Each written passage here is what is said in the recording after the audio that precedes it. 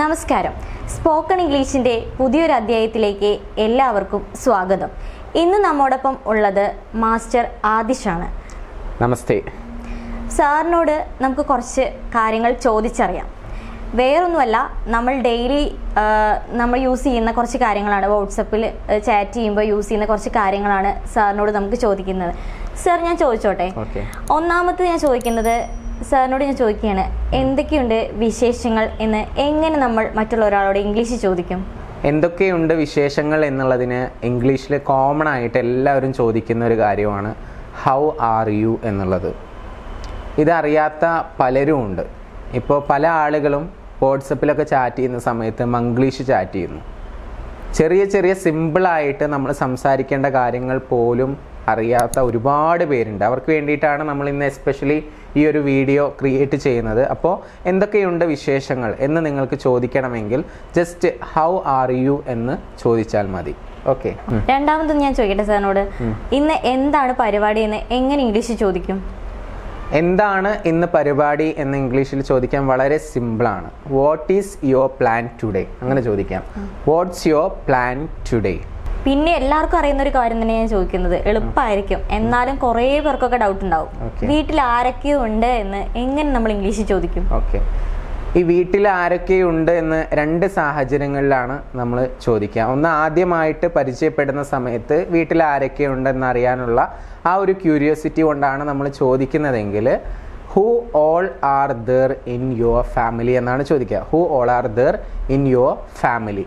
നേരെ മറിച്ച് നമ്മളിപ്പോൾ അവരുമായിട്ട് പരിചയപ്പെട്ടു, അതിനുശേഷം കോമൺ ആയിട്ട് നമ്മൾ ചോദിക്കുക ഇപ്പോൾ വീട്ടിൽ ആരൊക്കെയുള്ളത് എന്നറിയാൻ വേണ്ടിയിട്ടാണ് ചോദിക്കുന്നതെങ്കിൽ who all are there in your home എന്ന് ചോദിച്ചാൽ മതി.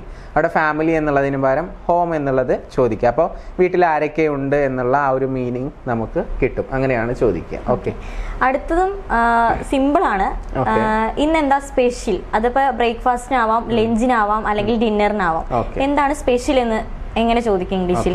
എന്താണ് സ്പെഷ്യൽ എന്നുള്ളതിൻ്റെ ഇംഗ്ലീഷ് വളരെ സിമ്പിളാണ്. വാട്ട് ഈസ് സ്പെഷ്യൽ എന്ന് ചോദിച്ചാൽ മതി. അതിപ്പോൾ ലഞ്ചിനാണെങ്കിൽ what is special for your lunch എന്ന് ചോദിക്കാം. ഇനിയിപ്പോൾ ബ്രേക്ക്ഫാസ്റ്റിനാണെങ്കിൽ what is special for your breakfast എന്നുള്ള രീതിയിൽ ചോദിക്കാം. ഇനി രാത്രിയിലാണെങ്കിൽ what is special for your supper എന്നുള്ള രീതിയിലും നമുക്ക് ചോദിക്കാം.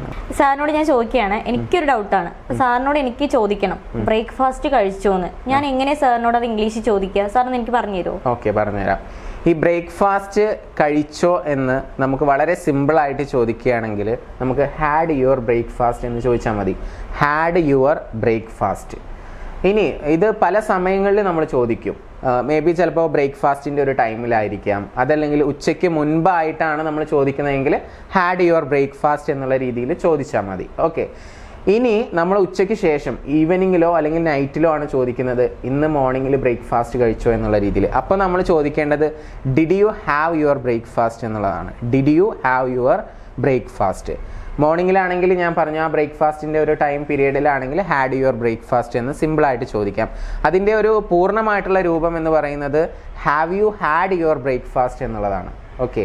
Have you had your breakfast. അപ്പോൾ അതിൻ്റെ ആ എൻഡിലുള്ള ഷോർട്ടായിട്ടുള്ള കാര്യമാണ് നമ്മൾ സിമ്പിളായിട്ട് ചോദിക്കുന്നത്, ഹാഡ് യുവർ ബ്രേക്ക്ഫാസ്റ്റ്. അങ്ങനെ ചോദിച്ചാൽ മതി. ഇനി ഇത് തന്നെ ലഞ്ച് ആണെങ്കിൽ ഹാഡ് യുവർ ലഞ്ച് എന്ന് ചോദിക്കാം. അതുപോലെ നൈറ്റ് ആണെങ്കിൽ ഹാഡ് യുവർ സപ്പർ അല്ലെങ്കിൽ ഹാഡ് യുവർ ഡിന്നർ എന്നുള്ള രീതിയിലൊക്കെ നമുക്ക് സിമ്പിളായിട്ട് ചോദിക്കാവുന്നതാണ്. ഫുഡ് കഴിച്ചോ എന്ന് ചോദിക്കാൻ ഇങ്ങനെ ചോദിക്കാം. ഓക്കെ. പിന്നെ ഒരു കാര്യം ചോദിക്കുന്നത്, ഇപ്പോൾ ലേഡീസ് ആണ് ചാറ്റ് ചെയ്യുന്നത്, ചിലപ്പോൾ ചോദിക്കും ഇന്നത്തെ പണികളൊക്കെ കഴിഞ്ഞു. അപ്പോൾ ഒരു വീട്ടമ്മയാണ് ചോദിക്കുന്നത് വേറൊരാളോട്. അപ്പോൾ എങ്ങനെ ആ വീട്ടമ്മയ്ക്ക് അത് ചോദിക്കാം, ഇംഗ്ലീഷിൽ ചോദിക്കാൻ പറ്റും? വർക്കൊക്കെ കഴിഞ്ഞോ എന്ന് ചോദിക്കാൻ വളരെ സിമ്പിളാണ്. Have you finished your work എന്ന് ചോദിക്കാം. Have you finished your work. ഷോർട്ടായിട്ട് ചോദിക്കുകയാണെങ്കിൽ ഫിനിഷ്ഡ് യുവർ വർക്ക് എന്ന് സിമ്പിളായിട്ട് നമുക്ക് ചോദിക്കാം. ഓക്കെ. സെൻറ്റൻസ് ആക്കിയിട്ട് നമ്മൾ കുറച്ച് വലിയ രീതിയിൽ തന്നെ ചോദിക്കണം എന്നുണ്ടെങ്കിൽ have you finished your work എന്നുള്ള രീതിയിൽ നമുക്ക് ചോദിക്കാം. അപ്പോൾ അടുത്തത് ഞാൻ ചോദിക്കുകയാണ്, ഇന്ന് എനിക്ക് എൻ്റെ ഫ്രണ്ടിനെ മീറ്റ് ചെയ്യണം. അപ്പോൾ അവളോട് ഞാൻ ചോദിക്കുകയാണ്, ഇന്ന് നമുക്ക് മീറ്റ് ചെയ്യാൻ പറ്റുമോ എന്നുള്ളത് എങ്ങനെ അവളോട് ഞാൻ ഇംഗ്ലീഷിൽ ചോദിക്കും? ഓക്കെ. ഇത് വളരെ സിമ്പിളാണ്. നമുക്ക് can I meet you today എന്ന് ചോദിക്കാം. ഇന്ന് മീറ്റ് ചെയ്യാൻ കഴിയുമോ, നിന്നെ മീറ്റ് ചെയ്യാൻ കഴിയുമോ?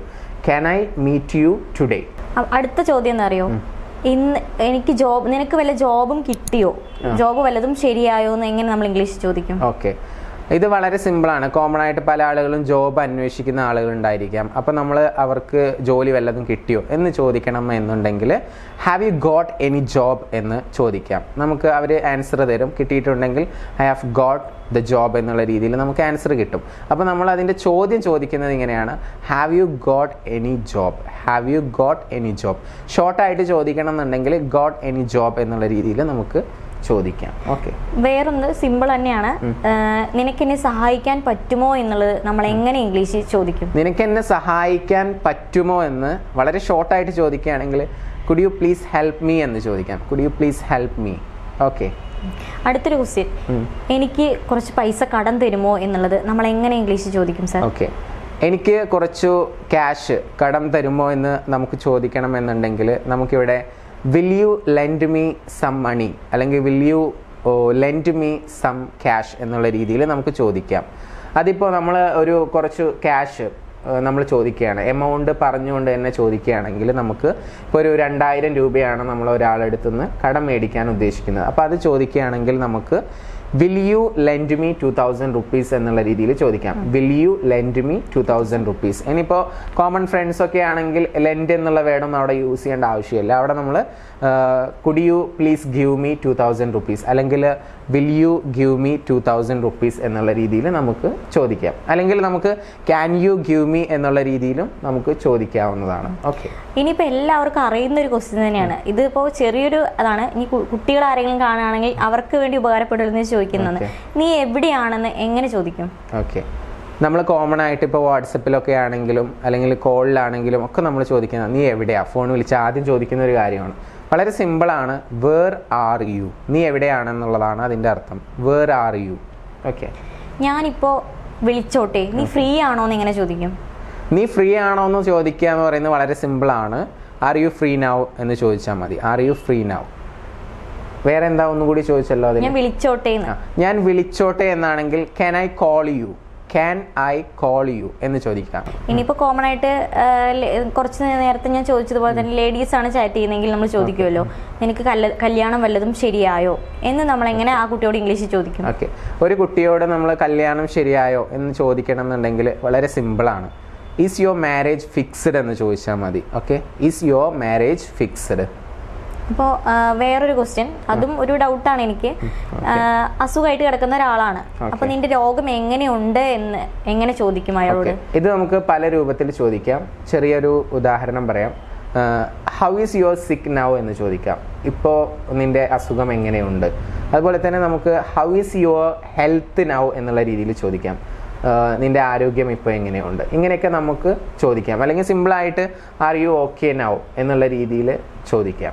ഇപ്പോൾ നമ്മൾ തലേ ദിവസം ചാറ്റ് ചെയ്ത് വെച്ച ഒരാളാണ് അല്ലെങ്കിൽ ഫ്രണ്ടാണ്, നമ്മളോട് പറഞ്ഞിട്ടുണ്ടായിരുന്നു കസിൻ ഇങ്ങനെ വരുന്നുണ്ട് എന്ന് പറഞ്ഞിട്ടുണ്ടായിരുന്നു.